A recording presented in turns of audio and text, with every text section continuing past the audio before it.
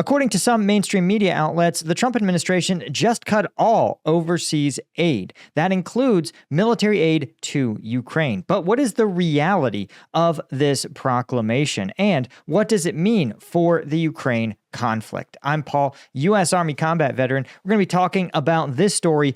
Plus, we've got the return of an Assad to Syria, Chinese soldiers fighting for Russia in Ukraine, and of course, more Russian sabotage. All of this, let's get into it. Okay, so this is, again, a repost from the New Republic. Note here, an important, let me show you guys. An important point here is opinion. This is from the opinion section, but this is a story that I saw. Actually, I saw the headline and I tagged it just being like, I need to take a look at this, right? This is according to a memo signed by new Secretary of State Marco Rubio, stating that the State Department, quote, shall ensure that to the maximum extent permitted by law, no new obligations shall be made for foreign assistance until Rubio carries out a review, which will take place over the next 85 days, and then he'll make recommendations to Trump, right? According to the memo, this will ensure America's foreign aid obligations are not duplicated, are effective, and consistent with President Trump's foreign policy.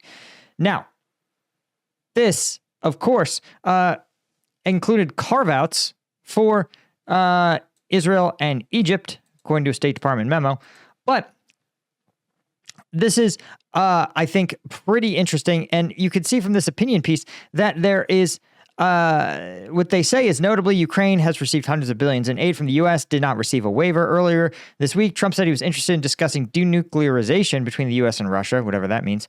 And President and Putin signaled this week that he was prepared to talk with Trump about ending the war in Ukraine. Trump has threatened sanctions if his efforts at diplomacy fail. This is a pretty, this is a really light on facts opinion piece, right? And but it's really been making the rounds. Now, here's the thing, guys. Literally within hours of this, also want to point out, shout out to this dude who is looking pretty pissed at this photographer.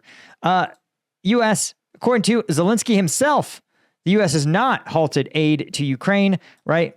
Zelensky has said, quote, let's see if I can find it. I'm focused on military aid. It has not been stopped. Thank God. This is an official statement he's made at a press conference with the Moldovan president, Maria Sandu. And this is confirmed, in fact, by the Kiev Post, who reported 3 Boeing 747s loaded with U.S. weapons bound for Ukraine have landed in Poland, literally including the screenshots of the planes themselves. So what is going on here? Well, here's the thing, guys. You have to learn to speak government a little bit. And you're in luck because, again, I spent 7 years at a pretty high level of the Department of Homeland Security dealing with this kind of stuff. And when you say things, when you want to say, we don't have the power to stop something, but we sure wish we could, you say, to the maximum extent permitted by law. Now, you might recall that the executive branch does not have the power in the United States to allocate funds to projects. It just doesn't. Those projects get allocated funds by not even the Senate, exclusively the House of Representatives, because spending your money, the founders believed, was so important they wanted the most representative branch to be the only one that can push it out. Now, the Senate can thumbs up or thumbs down individual spending, but the executive branch only can execute on that spending. So by law, if the law says Ukraine aid has to go through, then it must, right? And because it is a literal act of Congress, there's a reason why in the military a difficult administrative task or a task that appears blocked by red tape, you would often say it would require an act of Congress to do this. The answer is, of course, because it's very hard to get acts of Congress to pass, but once they do, they trump everything that isn't the Constitution, right? And so the fact that Marco Rubio said the maximum extent permitted by law means no shit, Sherlock. Every administration does this. They go in, they say, what can't we control? What has already been obligated by Congress? What are we required to spend? And then we have to execute on that. And then they look and they say, of the stuff that is still, we can still influence, how do we get that to reflect our values and priorities? This is, again, this is a normal routine event. Now, that's not saying everything the Trump administration has done is a normal routine event, right? For example, stopping all external communications from the National Institutes of Health and the entire, really, Department of Health and Human Services is crazy. Hospitals across the country, research institutions have had to stop their clinical trials. And if you've ever been a part of clinical trials, you know that stopping a science experiment, you can't just pick it back up again, right? Measurements have to be done on exact schedules, or else the experiment becomes worthless. So, that kind of thing is bad governance, right? It's an unforced error. But this is not one of them, right? And that's why the planes are still flying. That's why Ukraine aid is still passing, because, again, the law is clear here. And as much as even every person in the White House, they have been driven crazy since the founding of the country by the fact that they don't actually have absolute power. We do not elect a king. We elect a president. And there's only so much he can do, right? So, and I'll add one more stance here. Again, I have no love, for a lot of any politician, really. But especially one that is so transparently in the pockets of billionaires. But that said, I actually somewhat support, in general, curtailing what the U.S. calls foreign aid. In a lot of cases, it's foreign military sales, selling our weapons abroad, which can be a good thing to have, because if a potential adversary's military is made up entirely of U.S. weapons, then it's easy for us to, keep them on a short leash, right? The Saudis, for example, without U.S. weapons would be screwed. But a lot of U.S. aid is sometimes doing what they call public diplomacy. And this is the U.S. taking its values and exporting them to other countries that might have different cultural values. And the idea that the U.S. has to spread its version of pick your issue, to everyone around the globe is a little bit too close to, the old civilizationing colonialism mentality. And I don't think countries like it, right? If there's a certain, culture in your country that values things a certain way, the U.S., it's not our job to fix you, right? It's not even clear that it's the government's job to fix Americans' own cultural beliefs. So, again, this is one of those things where the reality is messy, it's complicated, and again, it's not all bad. So now, obviously, we can wake up tomorrow, as you guys know, and it could turn out that, the administration's trying to play some game in canceling Ukraine aid, and I'll report on that, and I'll sandblast them for it. But now, before we talk about the drone strikes across Ukraine, as well as the Transnistrian energy crisis. Yeah, there's a ton of stories here. I wanted to mention one thing, and that is that if you want the only combat-tested energy gum, in fact, the gum that is requested by name by an entire brigade of Ukrainian drone pilots, literally, they sent me a message on Signal. They're like, dude, when the fundraising hits, which, by the way, I'll include a link to the fundraiser if you want to help out the 54th and all the boys. They're like, listen, we got two things we want. We want a Mavic 3T with the new thermal sights, and we want more Strike Gum. Why? Because Strike Gum gives you the energy of an entire energy drink with none of the sugar and in a package that goes where you go, right? So again, you don't have to be a Ukrainian drone pilot to appreciate the fact that this little pack of gum that fits in your pocket, right, fits in a little goodie bag pouch.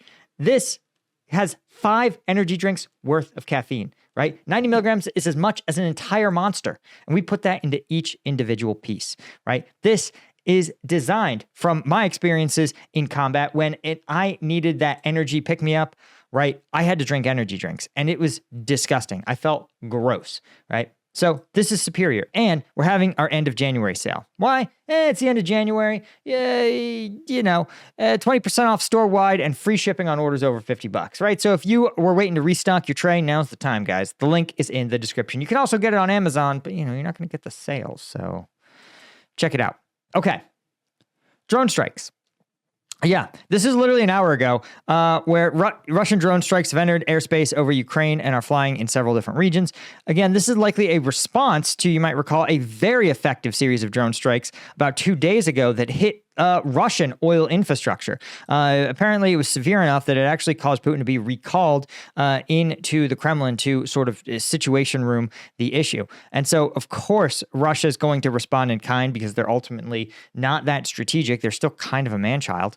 And so you can see them hitting targets across the east here, really just meant as, I think, a symbolic, more than anything, imposition on Ukrainian forces, right? Because this is pretty deep into some of these regions. But I think it's, again, a reflection of Russia's continued sort of belief that it's at war with both Ukraine's people and Ukraine itself, right? So now I want to talk about another interesting issue. And this is just another one of those domains of conflict that we don't think about, right? So the battlefield of energy, right? We've talked about the fact that in this conflict, there's a whole bunch of domains in which the fighting is taking place. The battlefield, right? The ground of the battlefield, the skies of the battlefield, the literal social media and information operations space, in Ukrainian, in Russian, and in English. You also, though, have the energy war, right? And that is something that we are seeing play out not just in Ukraine and Russia, but in Russian satellite states like the so-called Transnistria breakaway region of Moldova. Now, one of the things that we've talked about on this channel is that Transnistria is let me catch you guys up real quick. Transnistria is a region in Moldova that calls itself an independent entity. And boy, I'll give you 3 guesses as to what nation state backs Transnistria, but boy, you're only going to need one when you see the co-official flags of Transnistria. Gee, I wonder who could be backing this breakaway republic, right? So you can see here's a nice little map showing the country of Moldova and then the narrow area of Transnistria here. And you might note that this is actually borders Ukraine. Interesting that Russia for over a decade, I think something close to, there you go, almost 20 years has backed a breakaway region that can threaten the Ukrainian border. Weird. And the Moldovan border. But Transnistria has a problem, in case you can't notice, and that is that it may be pro-Russian, but it's not actually near Russia. Now, what has happened is that Transnistria has managed to situate itself in kind of a strange geopolitical situation in this energy war because it's the home to a lot of power generation stations that were built during the Soviet era. And so Moldova depends on power from Transnistria. And in a classic sort of Putinist move, right, he's actually provided a bunch of free oil to these power generation stations in Transnistria. The result has meant that Transnistria has generously provided free or virtually free electricity to the rest of Moldova. As a result, no Moldovan power company can possibly compete. And the only way for the Moldovan government to get their own power generation is to actually ban Transnistrian power, which in turn would spike energy costs. And if there's one thing we've seen in the last 5 or 6 years, it's that an inflation crisis hits every single voter in a democracy. It's one of the best ways to leverage a democracy when instead of being like a vague sort of problem for other people to deal with, right, you hit every single voter in their pocketbooks. And it hurts, right? So when the Ukrainian government said, listen, we're not going to allow Russian gas to pass through our pipelines to Transnistria, it created a problem. Well, mostly for Transnistria, but also for all of Moldovans, because Transnistrian power output depends on being able to get that Russian gas through pipelines going through Ukraine. So Ukraine has said, listen, Moscow is going to have to do some quite crazy bullshit. They're going to have to get a bunch of coal and oil shipped to you through the Black Sea, docked in a port, somehow get it through Moldova, violate sanctions. It's a whole mumbo jumbo sanction nonsense. But Ukraine has said, listen, we'll give you all the coal you need, low price coal, even free of charge, if Transnistria will give Ukraine some of the electricity that it generates with that coal and oil. Right? Zelensky said Ukraine is ready to send a team of specialists to help increase Transnistrian power output so that it would far exceed Transnistria's domestic needs, allowing them to provide electricity for all of Moldova and Ukraine, too. So, this, of course, would reduce electricity prices in all of Moldova by about 30%, and Transnistrian authorities, of course, are saying, no, we can't take this excellent deal. Instead, we'd like to do some convoluted Moscow nonsense. And this is pretty much the Moscow playbook, where you install a puppet government, you get that puppet government loyal to Moscow, and they never, ever turn away. They never ever pursue any kind of alternate arrangement, even if it would benefit dramatically their constituents, right? This is the difference between an autocracy and a democracy. In a democracy, you have to make your country better for your constituents. They vote based on the state of their lives or what they believe the state of their lives to be. In an autocracy, you don't need to do that. You only need to keep your ruling class happy. And Moscow is always willing to bankroll a ruling class, even if it means sticking it to the regular Transnistrians. But there's only so long you can get away with that sort of thing, as even people like Assad saw in Syria. Now, there's a rumor going around. In fact, I even saw a bunch of memes about it, that the Maher al-Assad he's coming back to Syria, guys. He's backed by a powerful Russian fleet, an entire armored division or something, and that he's totally gonna storm into Syria and kick out that new Syrian government. The Russian Air Force is gonna kablooey everybody. Of course. This was from a random Syrian youth who even then retracted his statement, claiming it was a joke.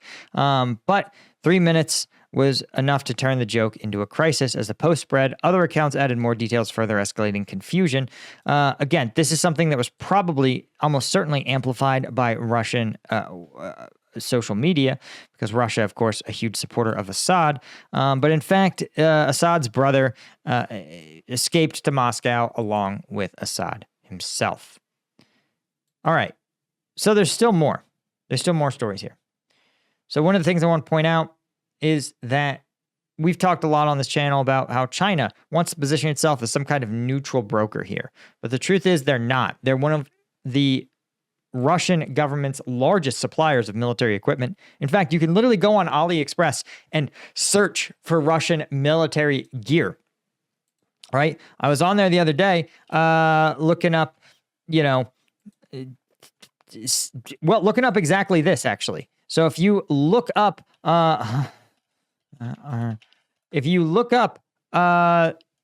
can't say body armor. Can you say, there we go. As you can see, when you search for Hunter body armor, Russia, you can see that literally you can find, look at this, a Russian B6B46 chest rig. You can see Russian B23 tactical armor. You can literally see, look at this. This is literally exactly what you see in, this is what you see in Ukraine. This is Russian in EMR camo. Right? And you can see there's a bunch of stuff like this. You can find more of this high-end body armor. You can literally see Soviet tourniquets, and we've seen all this, right? So Chinese manufacturers are producing this stuff at scale. That's the only way the prices can drop. I mean, look at these prices. I don't think they contain any actual protective, I think it's protective Kevlar sold separately. I think they try to market this for like cosplayers. But still, pretty easy to get your hands on this Russian issue body armor and just buy yourself the Kevlar inserts, right? So clearly it's being produced at scale in China. But that also means that China is allowing many of its own service members or civilians to volunteer in Russia, right? And remember, the Chinese government can and will make this illegal. This is a video that was dropped from a Chinese volunteer in the Russian military, right? Dropped about a week ago. And you can see him sort of marching right behind. He's clearly definitely in a war zone, clearly walking through these civilians. Looks like he could be in an urban area, possibly like Toretsk or Vovchansk. But you can tell that I think the story here is not that the Chinese military is somehow in Russia. I don't think that's the case, right? But what you have is permission by the Chinese government for its civilians to volunteer in this war. And that, I think, is a sign that the Chinese look more and more like combatants, right? It's more evidence that the Chinese are combatants. They're not civilians in the sense that you and I might think of it. Anyway, one last story. A reminder that, as we've talked about, again, the theme of this video is Russia considers everywhere a domain of conflict, including the sea. Latvia, for example, is sending some of its warships in response to more suspected sabotage in the Baltic Sea. Latvian Navy said it identified a suspect vessel, the Michaelis Sands, which was near the location of another incident of cables being severed in the Baltics, right? And this is, again, as we've talked about, Baltic nations who are really just sort of being kept busy. The idea is to just, it seems like, distract or harass or just send a message to the residents of these Baltic states that Russia can touch you wherever you are, right? Because when they sever an internet cable, again, it's one of those tactics where if you knock out the internet in all of Finland and then it very publicly gets known that this was done by the Russians are sending a message. They're saying, yeah, we know you're going to fix the cable, and we know this isn't like a precursor to invasion or anything, but we just want to let you know that we can get you anytime we want. It's the equivalent of someone breaking into your house and just ransacking things, opening drawers, pulling clothes off the shelf, not stealing anything, but just letting you know, hey, I can reach you anytime. So don't get too uppity. Which is, again, if you might, man, that sounds like some organized crime level stuff. Well, the answer is that is how Putin operates. Anyway, guys, that is all I had. Thank you to James Sterling, Steve Moran, Doug Beck, Alan Knutson, Bastian Himmling, Brian Kelly, Dale McCombs, James Ola, Henry Roussier, and thanks to our Lieutenant Tier members. I couldn't do it without you guys. I appreciate you so much. I'll see you in the next one. Cheers.